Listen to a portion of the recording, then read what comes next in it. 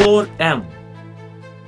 یہ 4 چیزیں جو M ورڈ سے شروع ہوتی ہیں، اگر آپ نے اپنی زندگی میں ان پہ کنٹرول پا لیا تو آپ کامیاب ہو جاؤ گے۔ پہلا M جو آپ نے اپنی زندگی میں کنٹرول کرنا ہے وہ ہے That is your mouth.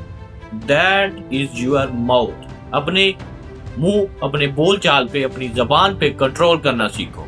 Second number پہ ہے That is our mood. اگر آپ نے اپنے موڈ پہ کنٹرول کرنا سیکھ لیا تو یہ بھی آپ کو کامیاب کر سکتا ہے۔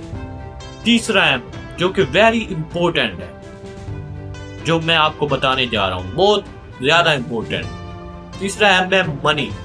Start controlling your money. اپنے پیسے پہ کنٹرول کرنا سیکھو۔ چوتھا M جو ان سب کا بھی باپ ہے، اگر اس پہ آپ نے کنٹرول پا لیا تو آپ یقیناً کامیاب ہو جاؤ، وہ ہے That is our mind. اگر آپ نے اپنے مائنڈ کو کنٹرول کر لیا تو آپ سب کچھ کر سکتے ہیں۔ جس بندے نے اپنے مائنڈ کو کنٹرول میں کر لیا اسے پھر آگے کامیابی سے کوئی بھی نہیں روک سکتا۔